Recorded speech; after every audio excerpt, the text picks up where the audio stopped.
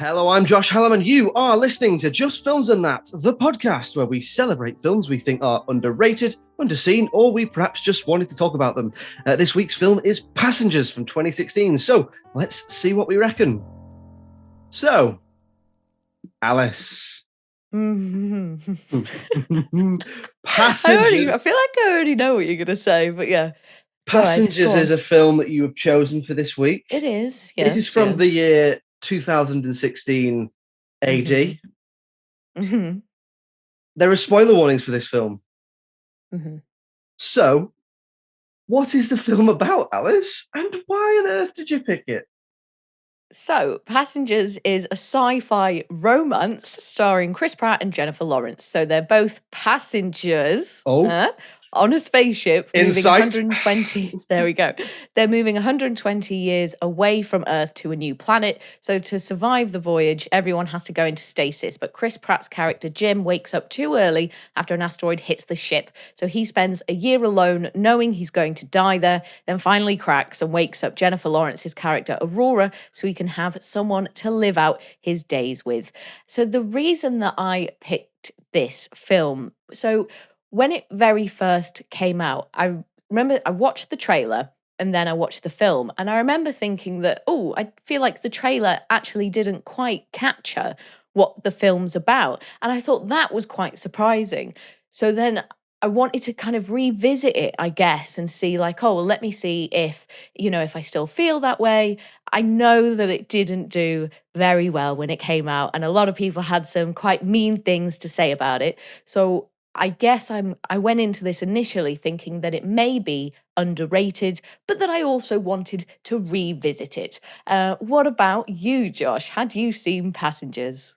So I remember this coming out. I remember there being quite a big marketing campaign around the time that it came out. It's like on all the buses and bus stops and that sort of thing. Mm-hmm. And I remember it coming out and thinking it looked like a sort of old-fashioned star vehicle, two sexy leads in a sexy film, that sort of thing. And I also remember a bit of controversy around the choices one of the character makes in the film, which I think we'll come on to because it's sort of unavoidable. But we'll deal with that further down the road. But I do remember when it came out and people were reviewing it, I remember people talking about that, which I'm quite interested to talk to you about. We'll come on to. Oh, interesting. So I debate, ladies and gentlemen. So I went into this with relatively low expectations. But when you picked it, remember you saying you thought I was going to hate this. Yes, and I still do think that. Why did you think I was going to hate it? Because I'm a horrible, mean person? No, not at all. But I think there are some things to not like about it. And I guess I felt that those things you would feel quite passionately about. And I feel, like me a little bit, you may almost be frustrated at the wasted opportunity. It's not, I can see where you're coming from, but I didn't hate it. Hate it. Great. I was. So it's a weird one. I was pleasantly surprised because my expectations were so low, but I didn't come away being absolutely blown away or anything like that. But so you hadn't seen it? No, I hadn't seen it. No, I'd heard of it. Oh, okay. Yeah. So I knew some of the. Sorry, I should have said that when you asked me. So I knew what I already knew what I've already said, but no, I hadn't seen it. So my expectations were low based on that, but also based on you going, you're gonna hate it. But I think there was stuff to like in it. So you've watched it again. So what did you like about it? So I do really like the concept. I think this is a great idea with undertones of real darkness and inner turmoil and despair. And I think you see some of this from Jim, so Chris Pratt's character, when he's been alone on the ship for a year and is contemplating waking Aurora up. So we sort of watch him fall into insanity and he very nearly kills himself. And there's this exploration into isolation and having the temptation to end it right there in front of you, because it's not like on a desert island or being lost in the mountains or whatever, where there is no one else around and you have no choice and it's out of your control. He's on a ship with thousands of other people and he can see them all pretty much. So I like the questions and the dilemmas that it poses, as all good sci-fi does. Yeah. They always ask a question, don't they? Which this definitely asks several, which I'm sure we'll get into. So what else did you like about it? So I think it looks really good. All the futuristic spaceship stuff looks great. It all looks very slick and up to date even now, I thought. And then outside the spaceship, so Jim goes on a spacewalk and then he takes Aurora along with him later in the film on another spacewalk, and these look really good. And I think do a good job at conveying, how empty and massive and lonely space is. Aurora's in a swimming pool at one point and the gravity switches off. So then she's swimming in like this big floating ball of water. I thought that looked pretty good as well. We've got two wonderful supporting actors in Michael Sheen, who plays Arthur, the robot bartender, and Lawrence Fishburne, who plays Gus, a deck chief officer. He wakes up later, around 2/3 of the way into the film. Michael Sheen's doing that typical kind of innocent, well-meaning thing that you see with a lot of robots or AI machines. And I just love watching him. You love Michael Sheen, don't you? I do, yeah. He's fabulous. Another wonderful Welsh export. Also, the bar that he's manning feels quite similar to the one in The Shining, which again evokes those feelings of isolation and loneliness. That's definitely a deliberate choice, isn't it? I mean, I can't imagine it not being, right? Yeah. She's like, I had no idea. What's The Shining? Do you know what I mean? The set designer or whatever. Why doesn't know what the bar from Cheers? That'd be a totally different film. And with Gus, I feel like you get so much from him in such a short space of time. He realizes pretty early on that he's not going to live very long because his machine malfunctioned as it was waking him up. And I think you really feel the gravity of that with him.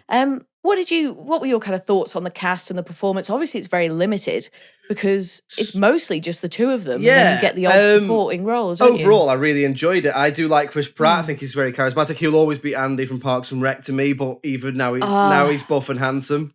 I love Parks and Rec. Yeah, he's very good in this. I've not really seen him do something where he often is the character that is likable, whereas in this he has to make some choices that are not, or he does make some choices that make him not very likable.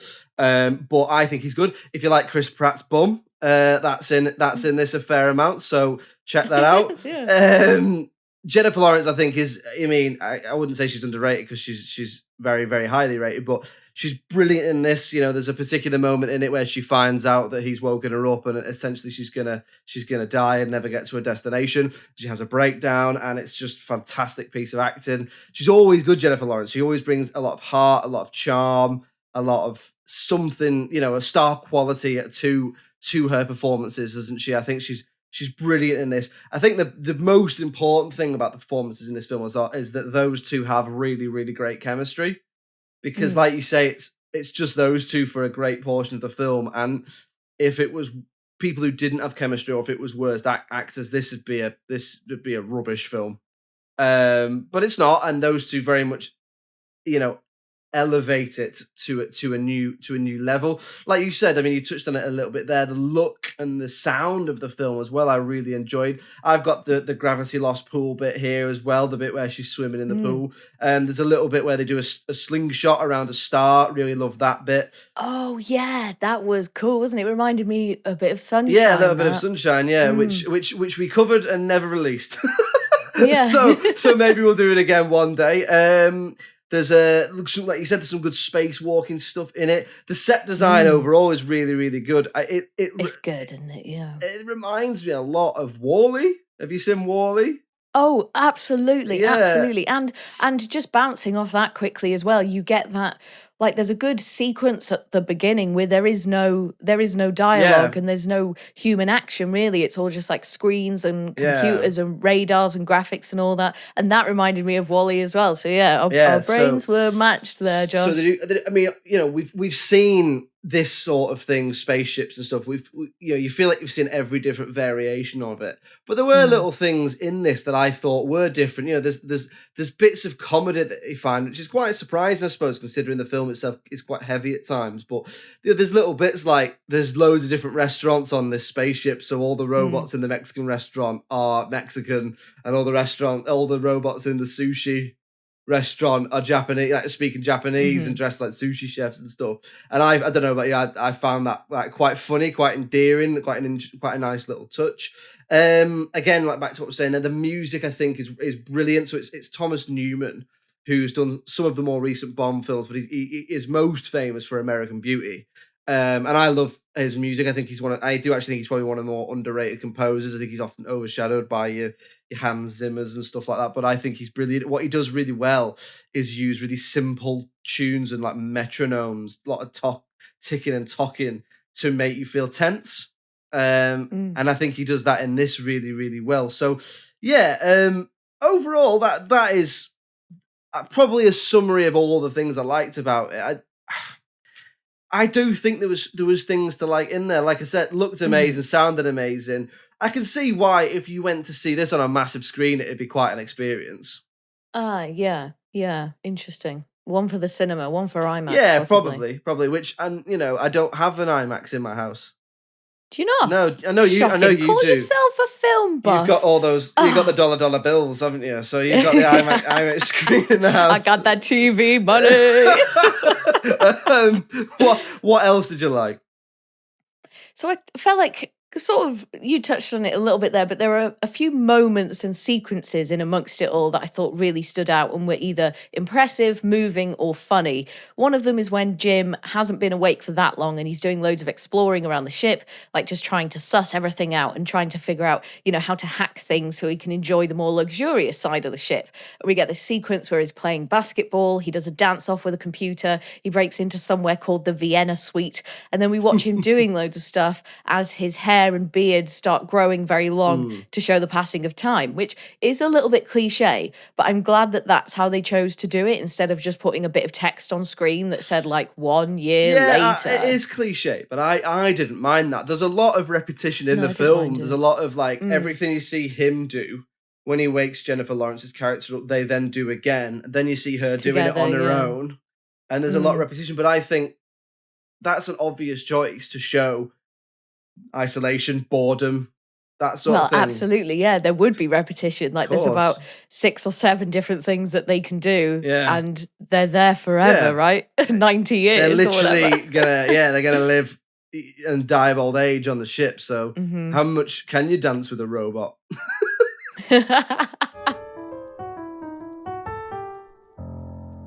So in terms of dislikes, there's a few other little bits, but I suppose the big one, so the big dilemma, the big question that came out of this that a lot of people commented on when the film came out is essentially I think a lot of people, and I'll tell you my opinion on it, you can say yours, but what a lot of people seem to have an issue with was that idea of ownership. So he is lonely, he's isolated on the ship, there's been a malfunction, he's woken up, so he becomes obsessed with Jennifer Lawrence's character while she's asleep, and eventually time takes its toll and he breaks and he wakes her up. Now, waking her up, thinking that she can't then be put back to sleep, what he's essentially doing is knowing that she'll die of old age or illness or something like that, so he is murdering her, isn't he? And her character says that. Her character says it in the film. She says it's murder. It's just, it's just that I'm not dead yet. I just have to live out my life. And that is what a lot of people had an issue with, was that he woke her up. I think some people might have been slightly reductive on it by saying, he fancied Jennifer Lawrence, so he woke her up and killed her. And I was interested to know, would you wake Jennifer Lawrence up? No, what did you think about that? Like, because it's sort of the moral dilemma that the whole film is based on. Well, yeah, that needs to happen. Yeah, so what do you think? For the film to happen. Yeah, and so it needs to happen for the film to happen. So I didn't really have an issue with it. The film doesn't paint it like he's doing a good thing. And that's the point, isn't it? And he is clearly going insane. Yeah. Like, and he fights with it for a long time. Like, we see him saying, you can't do it. And then, oh no, but you've got to do it because you're going mad. He nearly kills himself. Like, he puts himself in the airlock, ready to blow himself out into space. And then he has like a split second of clarity where he doesn't do it. And then he runs away, clearly terrified at his own demons, kind of trying to run away from himself and stuff. He is torn up about it. And I do feel like you get that sense. Yeah. And when he starts obsessing over her, and then even after she's woken up, you can see, like, I can see at least a madness in his eyes. And then you feel really tense because it's all about, oh God, how long until she finds out? Because we know, the way the film's going to go. Obviously, he's going to get found out eventually. Like in Imperium, he's like an undercover cop and you're just on the edge of your seat waiting for him to get found out. It's a MacGuffin that you're waiting to find, isn't it? Yeah.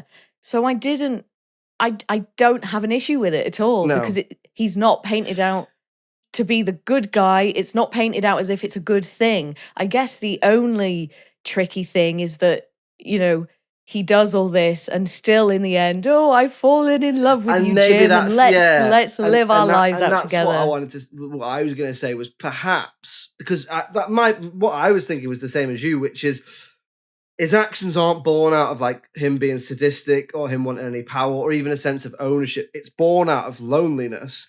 And crippling, insane inducing loneliness. And okay, he picks a pretty lady, so perhaps there's that element of it. Whereas there's why didn't he just pick a bloke to be mates with? But I don't know. I guess his actions aren't supposed to be rational, are they? Because he's supposed to have gone slowly, sort of insane because of isolation over a year. And maybe the issue is not with his choice, but with the treatment of it, which is like you say, which is ultimately she finds out, yes, she stays mad at him. I think they even say she stays mad at him for like a year. Or certainly it's a long time. And then she does forgive him. And then they fall in love and spend, well, you don't see it, but you presume they spend the rest of their lives together. So is that an issue? Because ultimately, yes, you'd be mad at someone, but at some point would you go, but it's either be on my own and be mad at him for the next 50 years, or just just sort of go, well, it's happened, and yeah, I'm mad at him, but I might as well have some companionship. But she does have the option of going back in, doesn't she? Because of that medical pod thing. So is that an issue as well? Is that an issue? Like the fact that he could have rectified the situation? Well, but she chooses not to, doesn't she? Yeah. Like, so she's at least being given the autonomy to make the choice there. Like he said, listen, I figured out that you can go back into stasis if you go in the medical pod, the like hospital pod, whatever the crap it is. And she decides not to do that. So I wonder if that's like a bit of his redemption. But I wonder if these people who were frustrated or pissed off at that would have felt better if she had actually done it and gone back into stasis. If she hadn't fallen in love with him. I do have a point about the going back into stasis, which I'll make in a minute. But ultimately, just to round this point off, it's a story. It's a film.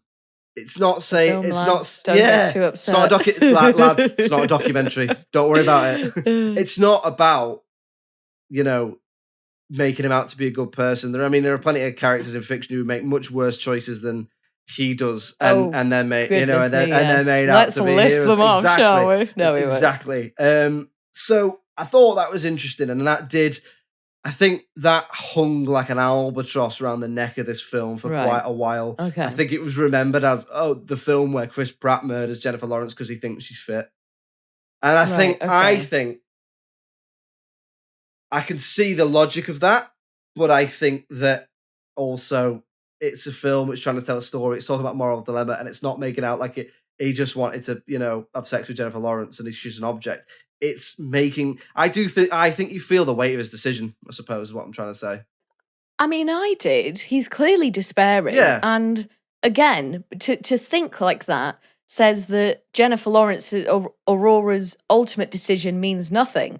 It's like, well, you're taking that away from her then, or you're saying that Aurora isn't capable of fixing her own life and taking ownership of her own life, even though she very much is. And Chris Pratt has said, like, you can go back in this and, you can wake up on the new planet and everything will be fine. And then she chooses not to. Yeah. So I think looking at it that way is completely ignoring that part of the film. And it just feels a bit convenient to be like, another misogynistic guy just wanting the pretty lady. There's other bits, isn't there, where she says things like, I can't live on this shit without you, or I can't do this without you. And I get maybe people would say it's a woman's age, you can't live without a man sort of thing. But if she doesn't have him, then she's alone. Yeah. And she'll go insane too. So I don't know. I do have an idea which we'll come on to of like how you could have perhaps changed it. But I'm not sure. Was there anything before we go on to the weightier issue? Let's put a lighter note in between. Was there anything else that you didn't like that you want to touch on? So yeah, there was quite a bit actually that I did dislike about the film, and I don't think I'll be able to cover all of it in detail, so I'll just offer some more broader points. And two of these points are going to completely disagree with two of the things that you said, so that'll be an interesting debate that we've had very differing ideas. So for me, Aurora feels really two-dimensional, and I found that I didn't feel anything for her, and that I actually felt more for Gus, who's like in the film for a fraction of the time. And I don't know if this is down to Jennifer Lawrence's performance or what is a pretty basic and simple script for the most part, but I just don't get any depth from her whatsoever. And just moving on from that, as I did mention the script, some of it was quite weak. And I feel like a lot of the time characters were stating the obvious, like when Jim says, I woke up too early. And it's like, yeah, we got that, buddy. Like, you can show us that. You don't need to tell us that. And I feel like there was a lot of that going on where I'd already come to a conclusion and then a character was like, oh my God, it's this thing or that thing. And I was like, yeah, I know. Like I got all that from the action that just happened. I also think that Chris Pratt's performance does suffer a little bit at the beginning of the film when he's on his own. And it's not until he has other actors present and acting across from him that he really gets into his stride. So I wonder possibly if he was maybe miscast slightly for something like this, or if again the script just let him down. He does bounce off other actors very well, doesn't he, Chris Pratt? It seems so maybe that's and what he's good when at. You think about Parks and Rec, Guardians of the Galaxy, like they're these big ensembles. There's loads of people around for him to joke with. And I felt like when he was on his own, he was just a little bit less convincing. Yeah, perhaps. So the points there you made about Jennifer Lawrence's character. So I'd not thought of that, about how underwritten she was. But now I'm thinking about it, I would agree, because they don't even really show her to have any flaws or anything like that. She's a bit of a Mary Sue, isn't she? She's a bit perfect. She's good at everything. So perhaps she's underwritten slightly. I do think she's still good in it. I do think Jennifer Lawrence is still good in it in the more emotive moments. But I do agree that perhaps her character is a little underwritten, and that Chris Pratt's character, maybe he could have done with bouncing off other people a little bit. I think as well with Aurora, like she's going on this voyage, like just because. Like the whole thing is that, I just wanted an adventure and, I want a story to tell. And then she's watching these videos of like all her friends saying like, oh, we're going to really miss you and all this. So I guess I would have preferred it if she was running away from something, maybe. Or maybe if she'd lost everything. But it was more kind of like, things were quite good. My dad was very successful. I had brilliant, wonderful friends, but I just came for the adventure. That just felt a bit hollow, I guess. Why are you leaving Earth behind? Oh, well, have you got no friends? No, I've got loads of friends. Yeah, you wanted. Are you a criminal? I'll never see them again. Did you do something? Yeah, did you do something horrendous? Like, give me something, right? Also, to disagree with you, I thought the music was terrible. Oh, really? Like, I just wanted it to stop. It was almost constant. It was obvious. It didn't work for me. It didn't fit for me. And it actively ruined many of the scenes. A particularly bad moment is when Aurora starts interviewing Jim, because she's a journalist. So to pass some time and to get to know him or whatever, she starts interviewing him. And they're walking around the ship, looking at all the other passengers. And this really weird, romantic, playful, almost Disney-like music is playing.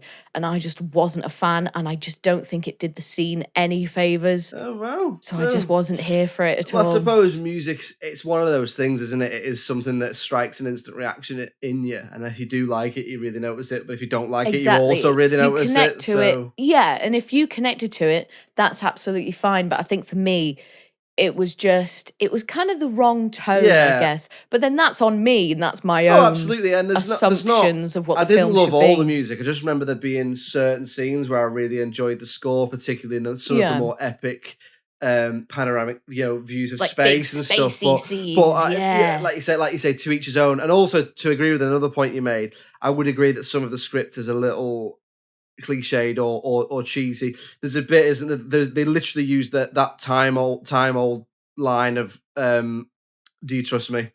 They're about to do something, do you trust me? And it's like, come on, we've seen it. I mean, it's been in fucking Aladdin, man. Like, it's not like we don't need to see it in this.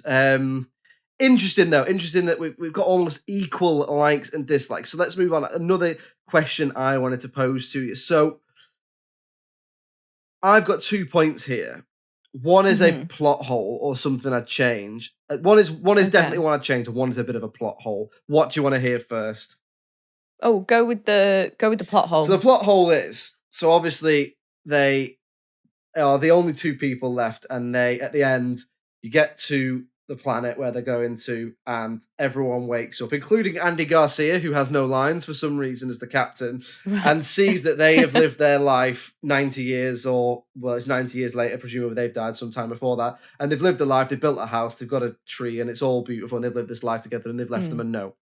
Now, the whole thing is, they discover that you can refreeze people, right?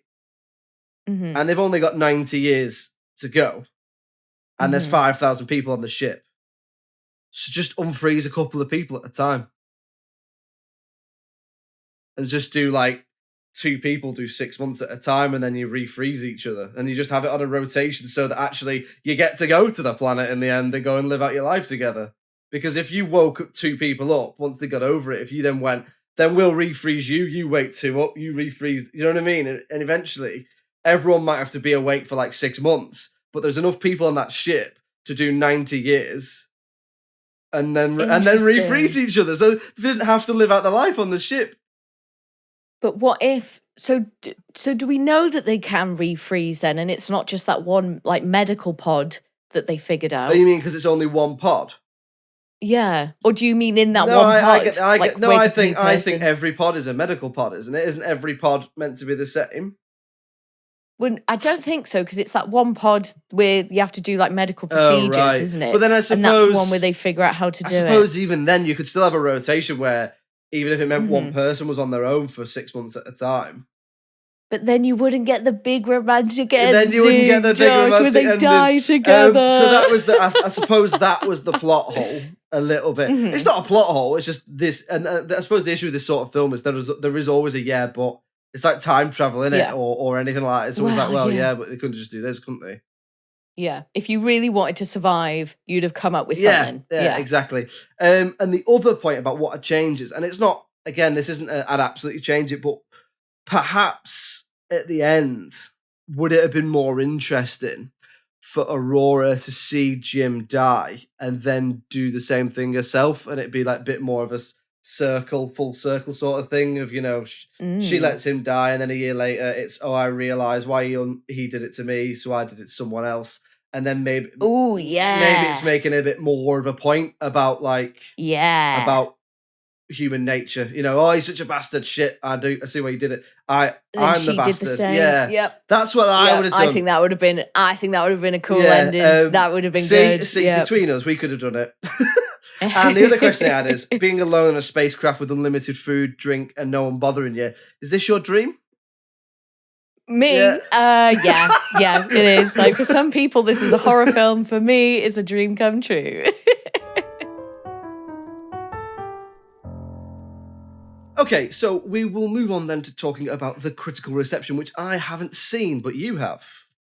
Yes, indeed. I have it in front of me. So if you were going to guess, Josh, what would you give it? What do you think it got? So I would say it's quite middle of the road, maybe. I mean, I know I don't like to put numbers on stuff, but 5, I guess. How do I think it did? Well, I know it was pretty critically battered, but I also feel like there probably are some people out there that did like it.